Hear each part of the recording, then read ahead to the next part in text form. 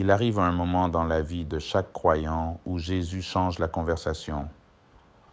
Dans Jean chapitre 16, Jésus regarde ses disciples, des hommes qui avaient marché avec lui, appris de lui, lutté avec le doute, et il leur dit quelque chose de profond. En ce jour-là, vous ne m'interrogerez plus sur rien. En vérité, je vous le dis, ce que vous demanderez au Père en mon nom, il vous le donnera. Demandez et vous recevrez, afin que votre joie soit parfaite. Ce n'était pas une parole anodine, c'était un transfert d'autorité. Jésus leur enseignait et nous enseigne encore que l'accès avait changé, que la relation avait mûri, que la prière n'était plus une question de supplication, mais d'alignement. Pour beaucoup, la prière est lourde. Ils prient avec la peur. Ils prient dans l'incertitude. Ils prient en se demandant si Dieu les écoute vraiment. Mais Jésus dit, demandez, pas paniquer, pas performer, pas se justifier, demandez.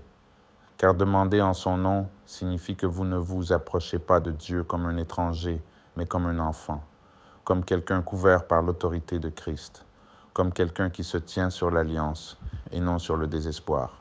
Jésus dit, jusqu'à présent, vous n'avez rien demandé en mon nom. Autrement dit, vous avez vécu en dessous de ce qui est disponible. Et cela reste vrai pour beaucoup aujourd'hui. Trop de personnes se contentent de prières de survie au lieu de prières remplies de foi. Elles demandent peu parce qu'elles pensent petit. Elles limitent leurs prières à cause des déceptions passées.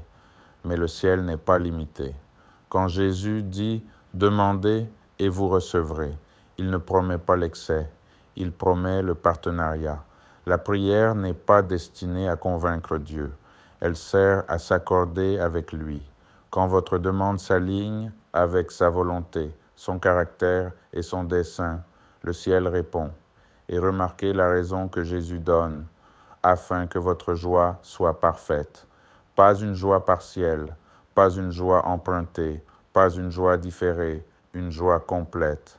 Car la prière exaucée produit la confiance. La prière exaucée fortifie la foi.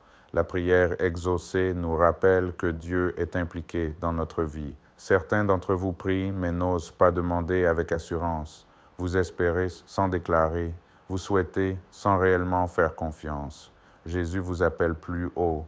Demandez avec clarté, demandez avec foi, demandez avec expectative. Non pas parce que vous êtes parfait, mais parce que lui est fidèle. Vos prières comptent, vos paroles comptent, votre foi compte. Et lorsque vous demandez au nom de Jésus, le ciel écoute, le ciel répond, et votre joie